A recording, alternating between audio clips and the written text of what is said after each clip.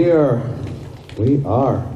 We're going to take a very quick break to use the restroom, get something, and we're almost done, but not quite, because we're going to come back here in a few minutes and we're just going to take a few questions, Q&A. So we'll have all the speakers come up here. So if there's any question you would like to ask, preferably if you could write it down on your note card and then bring them up here, we'll collect them. And when you guys come back in a few minutes, we will just try to answer as many as we can for about 15 minutes. And then we'll just close with some closing instructions for tomorrow's final outreach, and we'll be done. So we'll see you back here in a few minutes. All right. If you guys can make your way back to your seats, grab your coffee, your snacks, all that good stuff, and we can have the guest speakers make their way up here as well. We're just going to have a brief time of Q&A, and then, like I said, I'll give some final instructions for tomorrow, and we will be done for this evening. It's been an awesome time, blessed time, so yeah, get some snacks. We'll finish out strong here with some energy. And let's see, we got 1, we got 2, we got 3, we got 4. We're missing one. Holden. Oh, he's right here. Yes. 1, 2, 3. We have an extra one. Yes. 1, 2, 3, 4, 5. We're good. Yeah. All right. No, we have. Let's see here. And I think we have somebody going to be walking around with a microphone, so that if we run out of questions here, somebody in the audience, something comes to you. But so the first 2 questions here kind of go together, and I will answer those because they kind of dealt with my talk. And the first question was, do we know how we came to the protocol of aborting ectopic babies? And basically, I don't know the answer to that, so I'm going to go to the next one. But I really don't. I have researched a few things on that, and it is hard to pin down. But what I've read so far was that it's been kind of more recent, probably since the 60s, going into the 70s, really probably with just the abortion mentality of aborting babies. And yeah, and because of that, doctors just have not tried to do anything else. It's just, abortion is the easy kind of answer. Just remove the baby, and that way you don't have to, it's simple. Well, you don't have to worry about, anybody lawsuits or getting in trouble or spending, whatever. It's just a simple kind of solution, which abortion really has just gradually become the easy solution to all that. So that would include the ectopic pregnancies. Now, arguably, I do think it's like, what is a good solution? I think, yeah, we should be, trying to do other things to save that baby. Like I said, the primary one would be like transplanting the ectopic into the uterus, which again, I've researched that had been done a long time ago, before the 60s. Why shouldn't we? And why should we not spend our money, in the medical community to do more research to try to develop that process? I mean, we spent millions and billions or however much money and do all kinds of amazing things. I mean, cloning, sheep and whatever else, we're doing. And so we can't figure out a way to transplant an embryo from the fallopian tube to the uterus where it naturally, can survive, where it should be developing. I mean, give me a break. We're not wanting to do that. So we need to, and that's a good, and again, I think that's legitimate life-saving, a potentially life-saving procedure.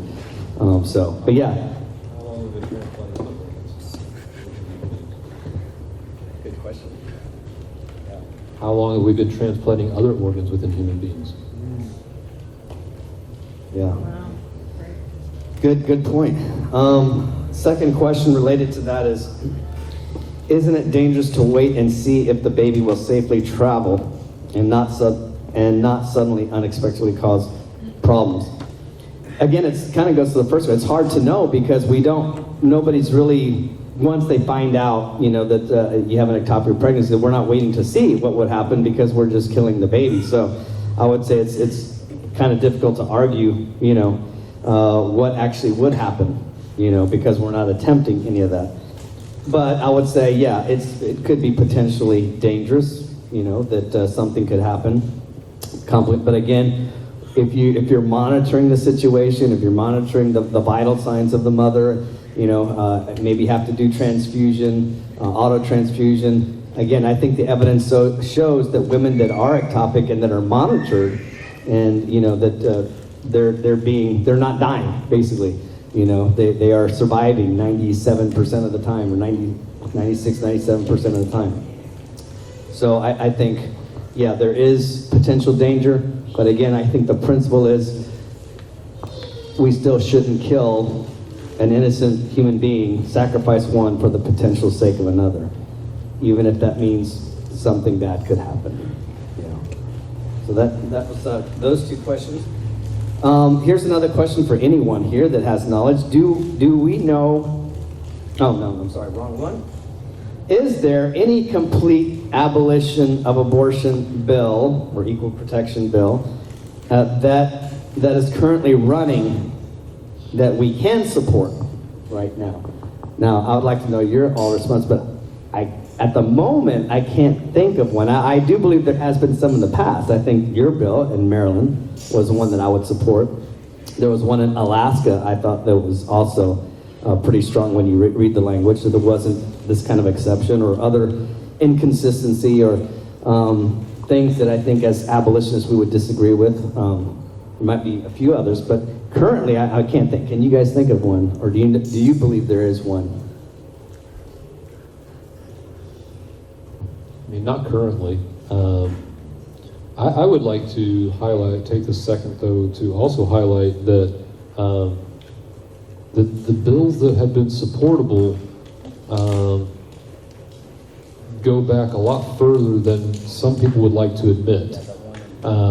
The very first bill that I believe was ever written in any state was written in the state of Iowa back in 2011-2012 timeframe, and was a very simple, straightforward bill, and did everything that a solid bill of equal protection should do. And it was written by Tom Shaw and Tom Hoefling, and quite honestly, most people tend to ignore that and forget about that and don't go back and research and see what they did specifically in Iowa to see how that could apply in other states. They just kind of ignore that and move on to other things. And I think that's why we're starting to see so many bills today that people have allowed various errors to creep into, because they're forgetting some of the history and what we should be focused on and what should be the good bills. Just my thought. Actually, that's just a question I have is what was the result of that bill? Like how far did it get, or what happened with that? So Iowa at the time was, and still is, very much similar to Texas and a lot of other states in the country that were completely Republican dominated. Republicans held full control of the House, the Senate, and the governorship in Iowa at the time. And no prizes for who can guess correctly that the bill went nowhere. It got filed. I don't believe it even had a hearing in a committee, and it went literally nowhere because the Republicans in the state of Iowa did not want to do that. They wanted to focus on their preferred bills of pro-life exceptions and pro-lifism and regulatory methodology of how do we just regulate abortion into or out of existence, which is a failed strategy, obviously. And so they were very much, in fact, there was a big argument, I believe, at the time between a couple of the pro-life organizations in Iowa, and a lot of finger pointing back and forth over who was really being pro-life and who was not, and that, supporting this bill or not supporting this bill. But I may be wrong on this number, but I believe there were 5 or 6 legislators who signed up to support that specific bill, despite criticism from the Republican pro-life establishment over Iowa at the time. So it had a core group. It was not just Tom Shaw all on his own, completely by himself in the legislature. There was a core group of people who said, you know what, this is right, we support this, we'll push this forward if we can. They just never got the opportunity to. They were completely shut down by the establishment Republicans. So, Thank you for that. All right, this is for Mrs. Brenda. I think I don't know, looks like my daughter might have, I'm not sure. Anyways, what makes a person, and believe it or not, we still hear some of this, what makes a person think we evolved from monkeys? Stupidity. I'm gonna eat a cookie while you Yeah, well, hey, I don't know. I think the whole idea with Darwinism and origin of species and everything is that science and humanism is just like science is God. Like we're going to remove the creator and we're going to look at the creation and we're going to say, this is God. And so, you know, when you think of evolution, since there's no creator God, you just look at the creature and you say, kind of looks like a monkey. I don't know, maybe head, arm, you know, anything goes, you know, Big Bang Theory, whatever. Anything goes, so. Awesome, thank you. All right, who's got the microphone? We have a question back here. Thank you. One of the problems that I have with that theory is that implies that we are progressing from a monkey to an executive with an attaché in his hand. And in actuality, to me, we go from the attaché to the monkey. You know, we actually reversed it, you know, as a humankind in terms of our relationship to God, our Creator. You know, I think that's the message that they're trying to convey, that we are improving. Humanism is you know, getting better. But in actuality, it's truly not. If we don't go back to our Creator, we don't. Thanks for that. I appreciate that. Question here.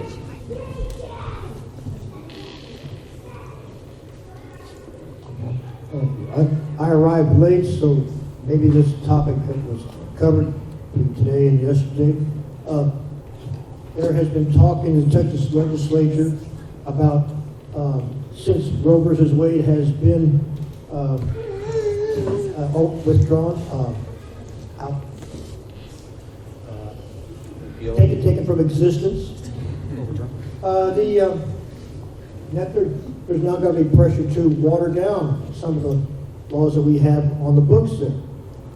Can anyone tell me what the status is of such attempts at this time among either one of the houses, and what actions we as pro-lifers need to take against such? this session, the state legislature in Texas is doing absolutely nothing about children in the womb. They are doing absolutely nothing. They believe that they were super successful 2 years ago in getting a heartbeat bill passed that was supposed to be the end-all, be-all, latest and greatest strategy from Pro-Life Inc. in America. And because they were successful in getting that passed, it doesn't matter what happened with Roe. We've got the perfect legislation already on the books. We don't need to make any changes whatsoever. That's the current prevailing theory within, I would say, the Republican strategists and leadership within the Republican Party in the state of Texas. They kind of look at the abolition activists who have been working within the Republican Party to make abolition a big priority as sort of with a bit of disdain and a, why are y'all still whining? We're having such a successful movement and all the changes and updates we've made. What's the problem here? Why can't we focus on things that are more important? So, in my opinion, I don't believe any action is going to be taken this session whatsoever. I don't think any bills, pro-life, equal protection, no bills I think are going to make any movement whatsoever in the House or the Senate. What about the other direction? Well, Texas still has a very large majority of Republicans, and the Democrats have zero power. Now, there's a big argument within the Republican Party over the fact that the Speaker of the House does give some Democrats committee chairmanships and things like that. But when a bill actually makes it to the floor of the Texas State House, there's still a huge majority of Republicans and not a big enough number of Democrats for any bill to pass unless it has at least partial support from the Republicans. It's got to have at least some support from about 25 to 30 Republicans, otherwise it's simply not going to pass. So there is no chance whatsoever that a bill fully legalizing abortion in the state of Texas could make it through the Texas House and the Texas Senate and get voted and get signed by the governor. There's zero chance of that right now. Okay? The problem is that's not the thing we should be worried about. That's not the big problem right now. The big problem is in the other direction. We're not making the right progress by what I was talking about, doing major surgery on the Texas code, getting rid of all the garbage that's been put in by the Republicans over the last 20 years, and actually treating the preborn as equal protection under the Constitution. We're not even starting on that process. So that's what I see as the problem. And I don't think there's going to be any bills whatsoever this year that have any pro-life connotations or anything passed at all. I've spoken in the past few weeks. I've met with about, I would say 45 to 50 of our Texas legislators or their staffers, whoever I could get in with. And I would say since we've had the Roe thing, whatever we want to call it, the Texas Capitol has completely, the Republicans there have completely lost almost all interest in doing anything for the preborn, because there's this big myth at the Capitol that we abolished abortion with our trigger law. And so they're completely ignorant about how many pills are being ordered by Texas mothers to kill their babies at home. And so what I've been talking to them about is the necessity of the abolition of abortion right now, this session, so that they'll get it. Because without realizing that we still have a problem of tens of thousands of abortions happening in Texas homes, not clinics anymore, they're not going to do anything about it. And so first we have to blow up that myth at the Capitol that abortion has already been abolished. Just to add to that too, you're saying myth. In my opinion, Dobbs made everything worse, because all we've done is accelerate the do-it-yourself abortion industry. That's all we've done. That's it. And by saying we've overruled it, which we didn't, the judges should have said, we're constitutionally declaring by the 5th and 14th Amendment that the preborn already are protected. That's what they should have ruled, but they didn't. They just ping-ponged it back to the states. In other words, like a Pontius Pilate, let's just wash our hands, let them deal with the mess. So nothing good came from the Dobbs decision. It actually made it worse, in my opinion. Brother Bill, do you have a question? Got the baby. And the mic. Yeah. Okay. I'm a little bit confused.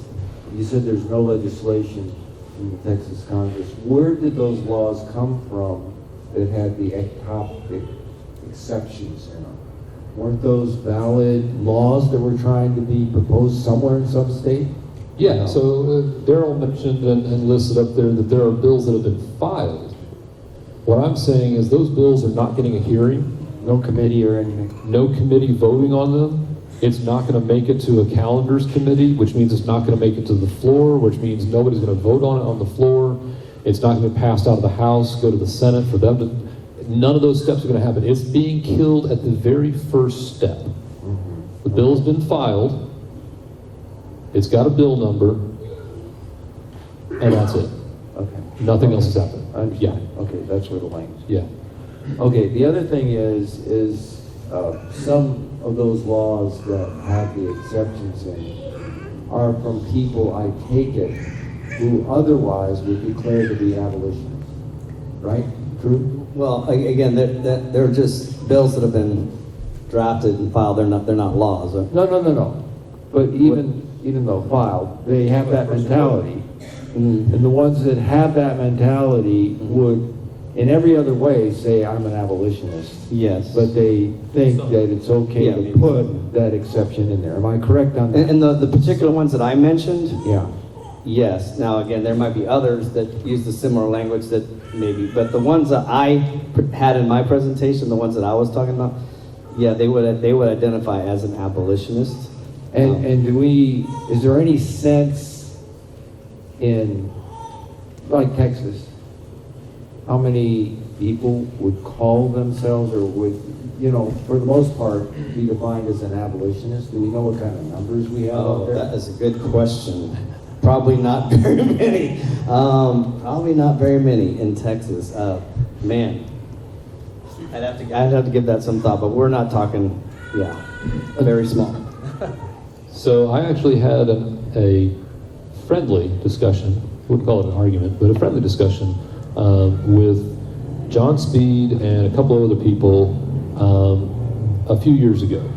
And I think it was either right before or right after we had the big bill that we all went and testified for in 2019. And their prevailing theory, and I'm not going to point out specifically John Speed only, because I think there was a couple people that were talking about it. I'm not sure who it was specifically that said this.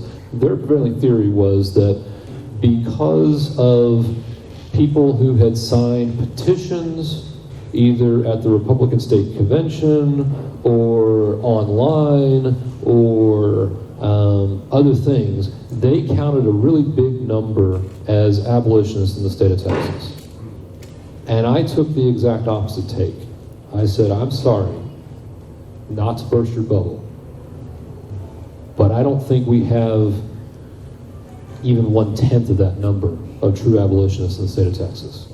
And in fact, I think this crowd right here tonight is a really good example of how few people there are in the state of Texas who would self-identify as abolitionists or in favor of equal protection.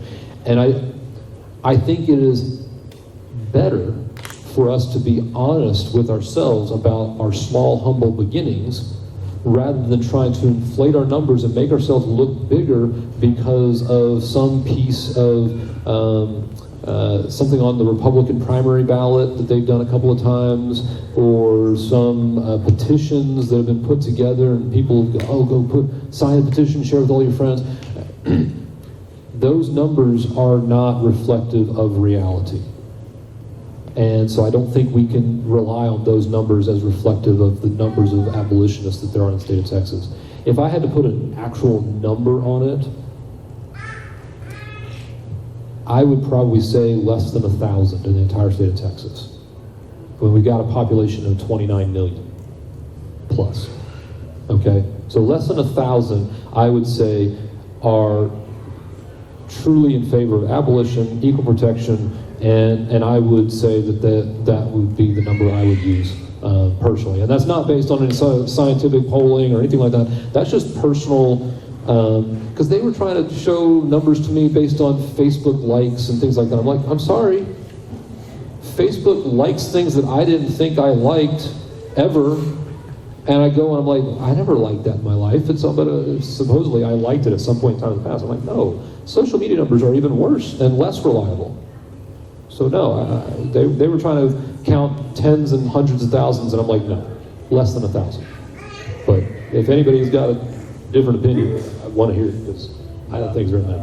No, I was thinking a few hundred, so, but, I mean, now, that being said, I think that there would be a lot more people that could be persuaded to be abolitionists. They may just be ignorant. It's like, they don't really know a whole lot about a lot of this, or they get involved legislatively or in politics, or, and if you were to gather people and explain what it is, we probably could get a lot of people that might agree with us, but as of now, people that understand abolition, that are abolitionists, yeah, I was thinking like 300, 400, 500, but 1,000, I don't know if you guys less than. I think it's like people who profess to be Christians. If you knocked on 100 doors, probably 95 of them in Texas are going to tell you, yes, I'm a born-again Christian. But how many are truly so when they really realize that this is a call to repentance and confession of sin? Maybe 10, I don't know. Our numbers are low. There's a lot of people that sign the abolition petitions, because yes, they believe abortion's murder, and yes, they love babies, but they don't really understand quite what they're signing when we're talking about criminalizing abortion without exceptions for women, when we're talking about no exceptions, no compromise for the abortion bills, for example. And so I think there's some misunderstandings there about what we mean when we talk about the abolition of abortion. So Dr. Darrell, a follow-up question. So you mentioned tonight in your talk, your conviction that if a bill like with the exception came up, you in your heart could go for that, support it, vote for it in good conscience. Yes. What kind of dialogue have you had with those who call themselves abolitionists, who are okay with that type of exception, if a bill that didn't have any exception for that area, would they support it? So would they take the same stand from the other vein, saying, okay, if it doesn't have that exception, I can't support that? That is a very good question, and I'm not sure if I asked that particular question to the person or people that I'm thinking of who have had personal conversations about this and about our bills.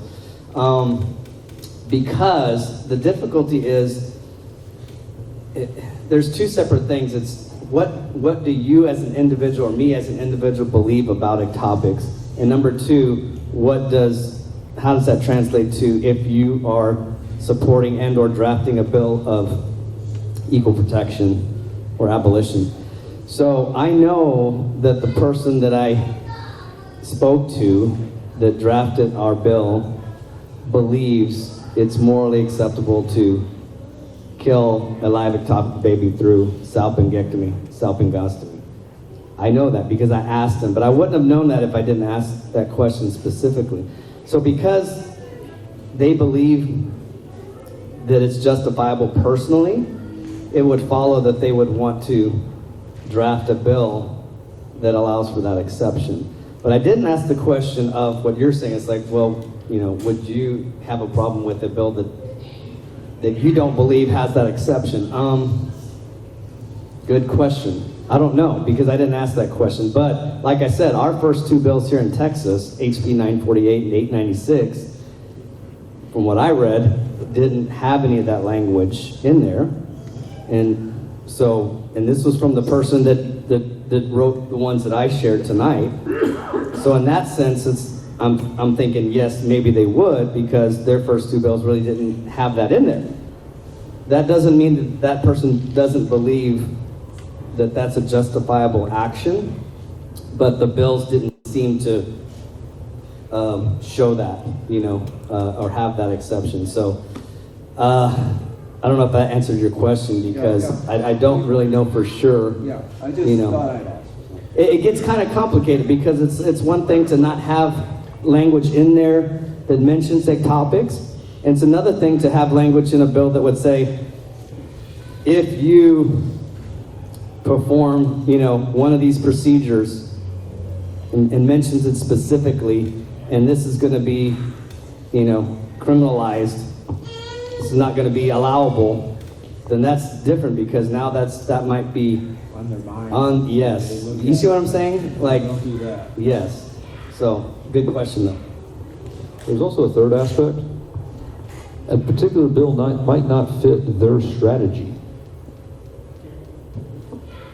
Because the person Darrell's talking about, I had a conversation with them as well about 6 years ago when the first few bills were being written. And I said, well, what if we wrote a bill like this? And I described it for them, and I even wrote a sort of a template, if you will, for them to look at. And their response was, well, this bill that we've written is our strategy because we're attacking this particular part of the Texas code. So the bill that you're describing is not our strategy, so that's fine. You can do it if you want to, but that's not our strategy. Does that mean they wouldn't support my bill if I had gotten somebody to file it? I don't know. I didn't ask them that question, but that wasn't their strategy they were pursuing. They had a particular strategy they were pursuing politically. So that's something else to do. Sounds like pro-life Inc. Well, I mean, I think even with equal protection, there is still a strategy to get something through the House and the Senate in the state of Texas. And part of that strategy started with what I talked about tonight, block walking. If we're not doing basic things, then yeah, we don't really have a strategy. We're just throwing stuff out there and hoping it's going to accomplish something it's not. So yeah, there is a political calculus that needs to be made, but I think that political calculus starts with filing proper bills that meet equal protection. And if we don't do that basic foundation thing, it doesn't matter what else we're doing or not doing. We've missed the strategy completely. That's the key, that's the foundation. Over here, Harry? Yeah. Oh, you over there. Yeah, I had just a quick question really that shifts, I guess, from the legislative side to the outreach side. And just from some personal research, I find it very interesting in a culture that's got this mindset of vindictive protectiveness and everyone wants to be a victim of something, where everyone almost expects to be offended by something that they see on the street, an opinion they hear, something that differs with their own. And in a culture that's so heavily dominated by these trigger warnings, when it comes to outreach and in personal experience at some of these outreaches, we have people who come up and who, shift from a logical setting to an emotional setting because of the graphic imagery that they see. And granted, it's the truth. But my question, I guess, is a little bit open-ended. Is this display of imagery the most effective means to engage in a conversation? Or could it potentially be something that pushes them from being able to talk about it on a logical setting to an emotional area where they're no longer willing to engage in a logical manner and just want to trade insults, trade barbs, and shout their own opinion at the expense of hearing someone else's? So I guess it's just a question of the effectiveness of using that type of imagery, and if there's any other means to engage with people who claim, offense at seeing what is the truth. I have a few thoughts, but I'm going to let Holden.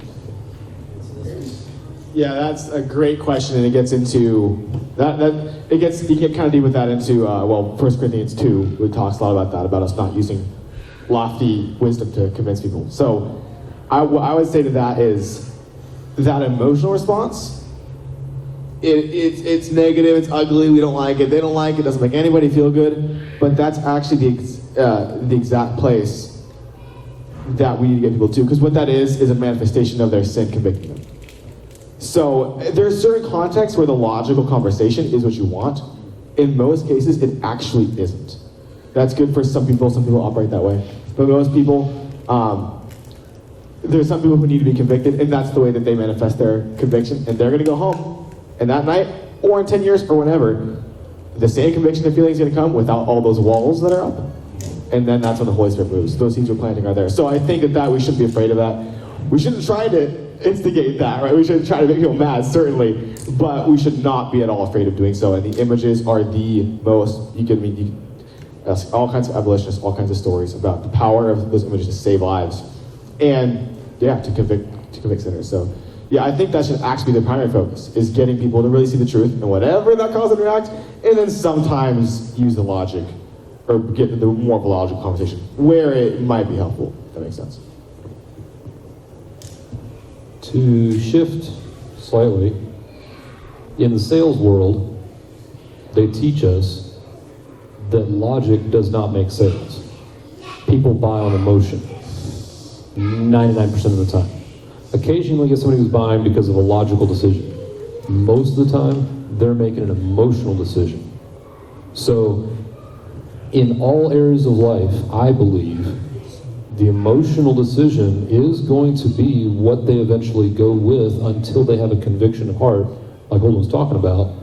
And if you try to approach them strictly, purely logically, you're not going to change their mind, first of all. And second of all, you're not really going to make much progress. So you're almost wasting your time. So starting from the emotional perspective and getting that response is going to be more successful, I believe, than trying to go logically. So just a totally different perspective. I would add to that and say that as well. I'm a big advocate of using the images because, again, people need to be confronted with the truth. And the fact of the matter is, we're talking about a Holocaust. We're talking about injustice against humanity. And with abortion, it's not in front of us. It's out of sight, out of mind. We don't see it happening. If we looked across the street and saw little babies getting chopped, heads chopped off in front of us, yeah, I guarantee you, people would be up in arms. I don't care if you're a Christian or Buddhist or, people are going to be, let's stop. It would, mass murder, right? Well, exactly. And so, the problem with abortion, well, isn't that what's happening with abortion? Little babies are being ripped apart, are being burned to death, are being crushed. But do we see it? Where do we see it? Who sees it? They don't. It's happening. It's inside a woman's body, number one. So you can't see the, and then it's happening in some facility, closed door behind. We don't see this injustice happening right before our eyes. And so people are not seeing it for what it really is. Mass murder. Mass murder. Why did in slavery that they have the runaway slave with the picture of his back beaten and wanted to show that? Emmett Till, when he was brutally murdered, and his mother wanted an open casket so everybody could see what the injustice that was done, and then they put it in Jet magazine so that the whole world can see her son Emmett Till. Why did they want people to see that graphic?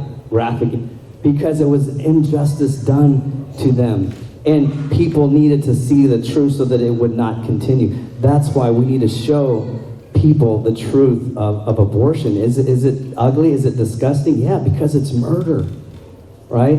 So, yeah, I think it's needed. I think it's helpful. Will people be offended sometimes?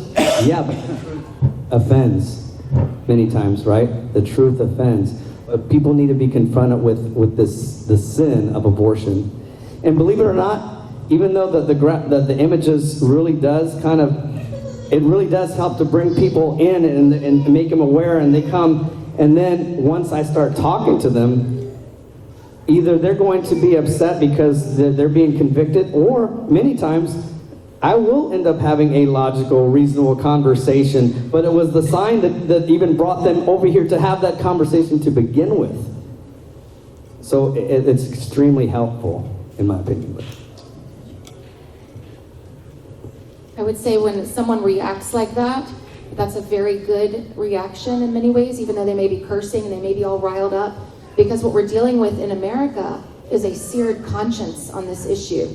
And so we're having to use these horrible graphic images to awaken the conscience, to prick the conscience that has gone cold.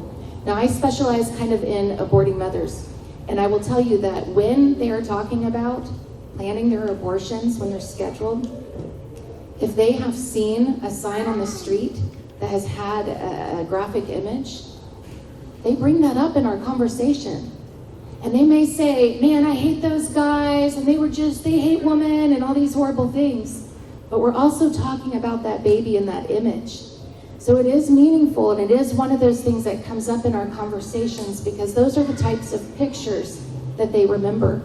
And they might not even read a track or, just written words, but that image reaches hundreds or thousands of people when we're out there. I had conversations today, I would say for 2 hours of our outreach, and I talked to 5 people. But those signs helped to awaken the conscience of how many would you say walked by us? Probably thousands. And so I think that they're a very good thing. There is wisdom in the scriptures in Ephesians 5:11 that says, take no part in the unfruitful works of darkness, but instead expose them. And then in the Old Testament where it says, show the city their bloody abominations. Show them what they're doing. It was the saying, a picture is worth 1,000 words. Yeah. And Jesus himself became a human billboard, when he was on the cross, crucified on the cross, for all to see, what sin looks like. But so we're kind of running out of time, but we will take one, maybe 2 more last questions. And I know we're definitely going to get hairy. We're definitely going to get hairy. And thank you for videotaping everyone here. Go ahead. All right. My name is Eric Padilla, and I have been, in June, I'll be a pro-life activist for 45 years for me. And, but I want to share that I really learned a lot from you Daryl, when you spoke about the topic pregnancy, because all the time, for years, we thought if a woman has ectopic pregnancy, that baby has to die, has to be removed, aborted. And I didn't realize that. Thank you for the information. I also learned something back probably in 2015, Catholic pro-life conference, where a Monsignor priest mentioned about brain dead. You heard the term, brain dead? And he exposed it over and over, how much, and my mother was a case like that. When my mother was brain dead, and what they did is they use it as a means by which they get organs by brain dead. And that was another thing that really revealed to me how the criminal activities within the medical profession is used to get this. So that's all I wanted to say. Yes. Thank you. Well, thanks a lot, Harry. Appreciate that. All right. One last one. Yeah, just a real quick one here.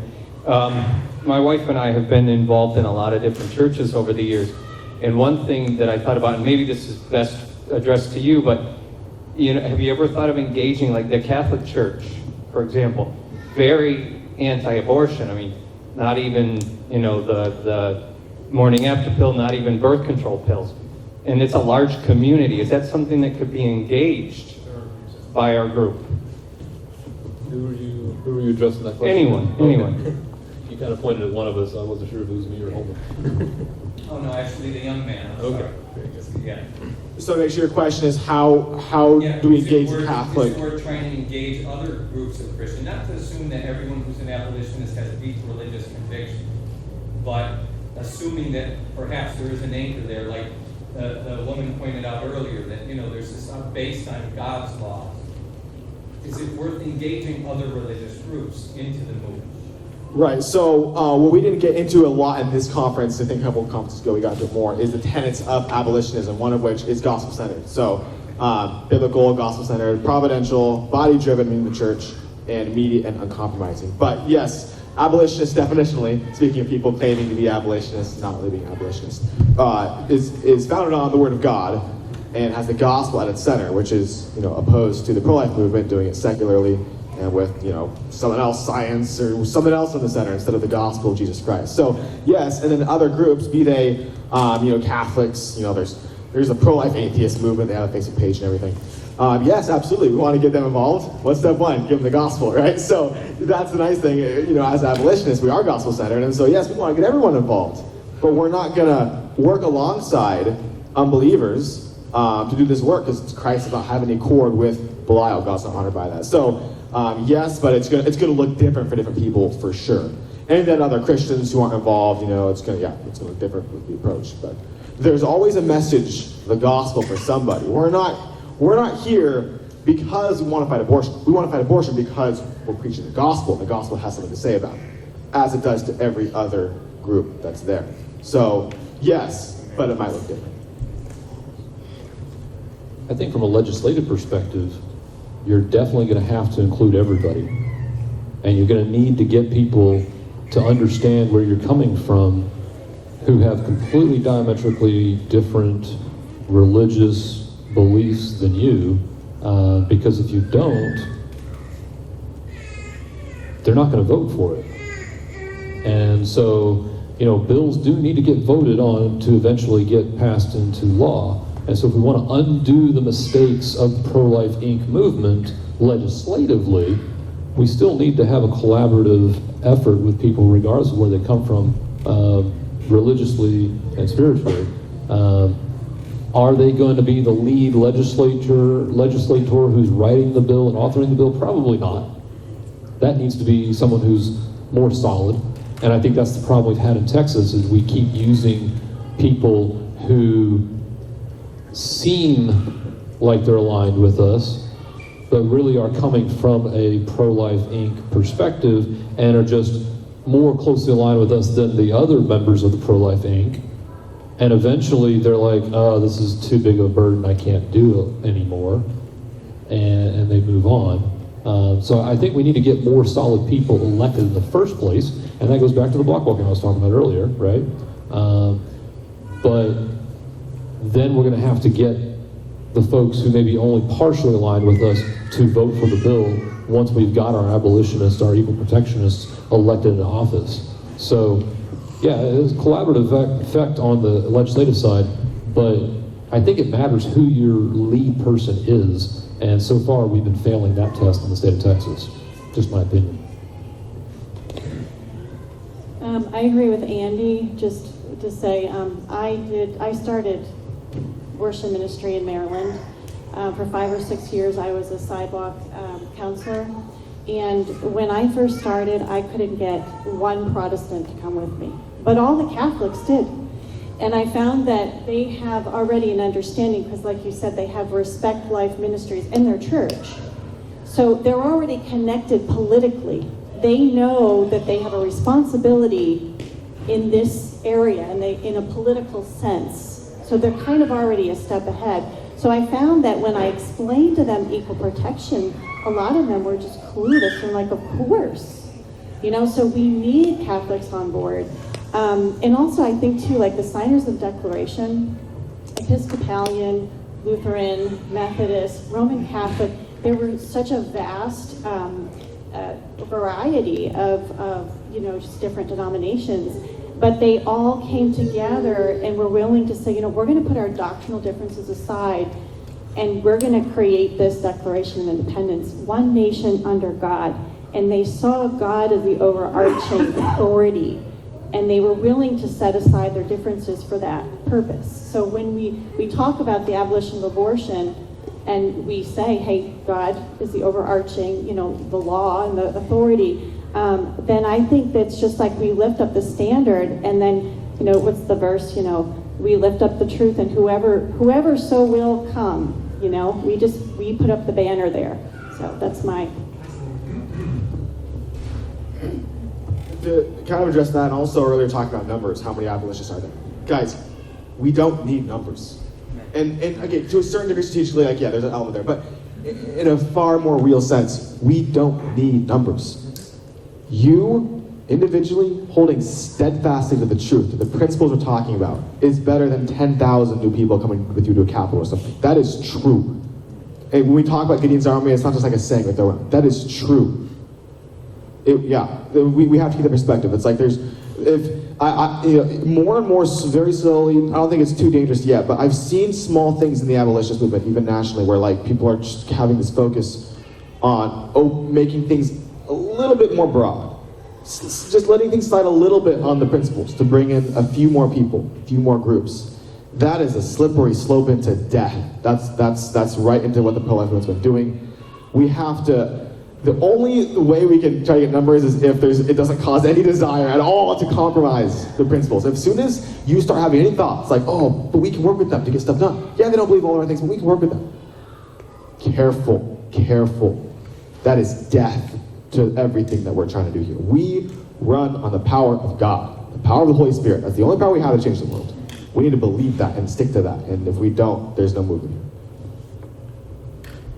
I'd add one last thing too, is that, the Gideon numbers is a good example to use. Tom Hopefling and I have had this conversation multiple times over multiple election cycles, not just the one that he asked me to run as his vice president on.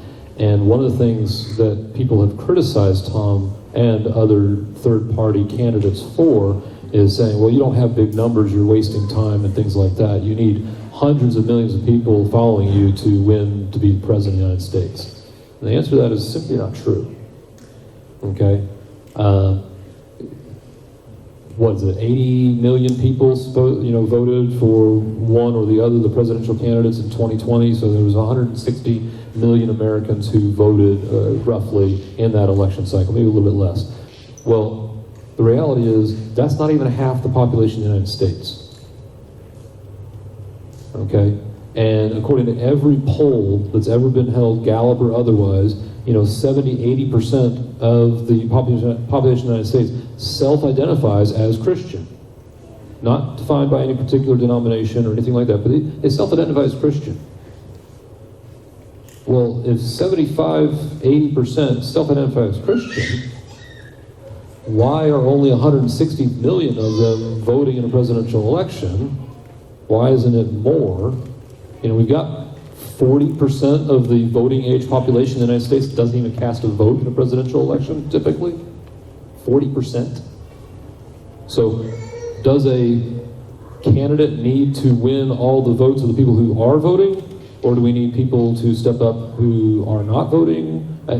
You know, we can take these numbers and these conversations all different directions, and I think the point is, you know, a smaller number of people who are dedicated, holding fast, like I was talking about block walking, things like that, is way more important than the number of Facebook likes a particular page is getting, or petition signatures, or any of those kinds of things, because those kinds of things are not having the same impact as a core group of Gideon-type people who are so convicted they're going to do whatever it takes.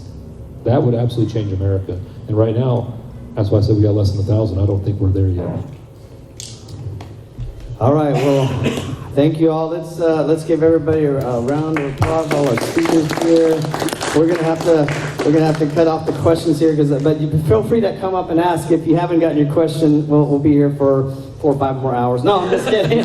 I'm just kidding. Carol, I have an alert for you. Yes, alert. About 3 or 4 months ago, I spoke with a Planned Parenthood official.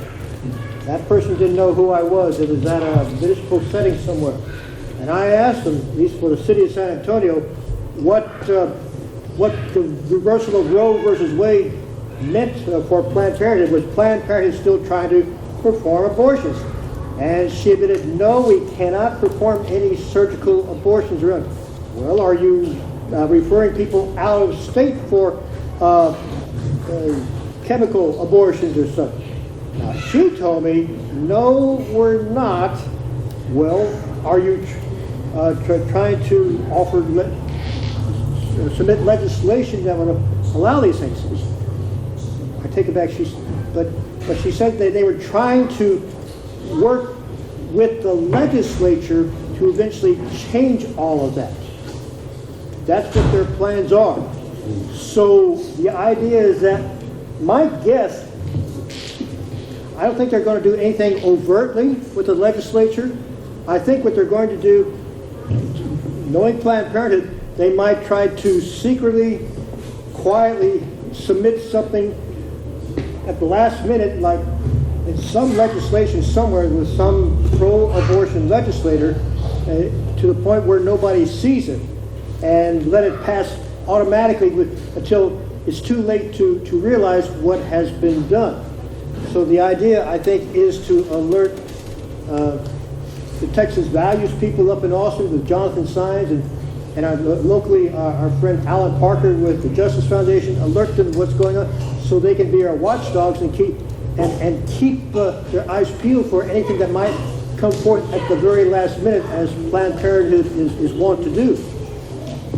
Well, thank you for that notice. Appreciate that, Jack. I've known Jack for a long time, 30 plus years. So it's good to see you here.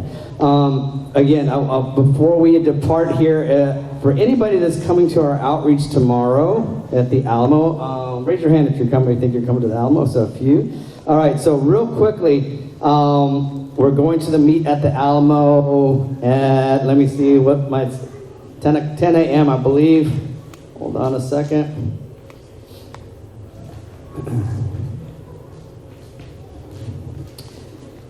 And let's see, yeah, 10 a.m. Does everybody know where the cenotaph is? It's a big monument, a big statue monument that's got a bunch of people on, David Crockett and David Bowie. No, that's somebody else. Just kidding. So we're going to meet at the cenotaph at 10 a.m. We're not actually going to do the ministry right there, because lately the Alamo powers that be have reimagined the Alamo, and that's a whole other story. But they will try to arrest you if you go. But we're going to meet there, and then we're going to go to where we're going to do ministry and pass out literature and talk to people about abortion and share the gospel, all those things. So 10 a.m. till about noon, and then that will be our final outreach. And let me see here. I know I wanted to make some thank yous here.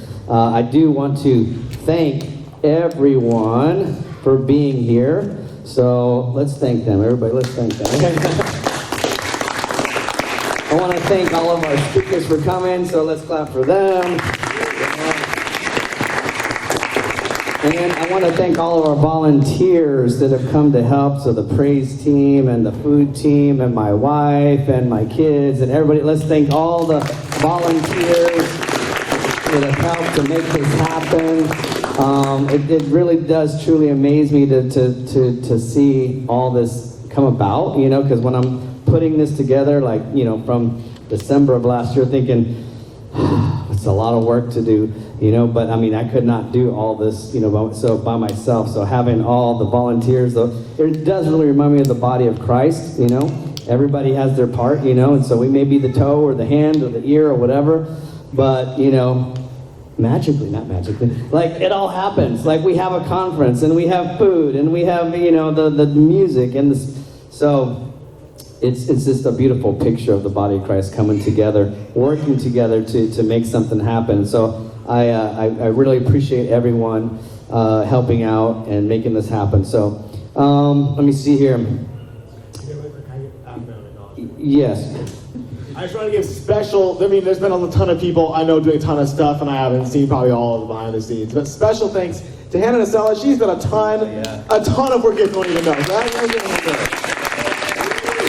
just want to make sure you acknowledge. I definitely would agree with that because she's done a ton. She's done a ton, as well as you know, a lot of people here. But and she's been holding a baby the whole time. I don't know how she did that. So, anyways, but thanks to everyone for helping out. It's been a blessing to be able to do this. So. I think that's all I have. Just a reminder again, if you haven't gotten a t-shirt, we have t-shirts back there. Any information, I think maybe, I don't know if Christine's table's still back there with your stuff. Maybe not. We do have a donation box. If anybody wants to make any last minute donations, you can also do it online to make these things happen, you know. We appreciate any donations. Other than that, is Pastor Miss Clardy still here? Mr. Clardy, did he leave? Nathan Clardy? He might have left. How about Pastor Nathan Hamilton? We got a couple of Pastor Nathans. So would you like to pray for us?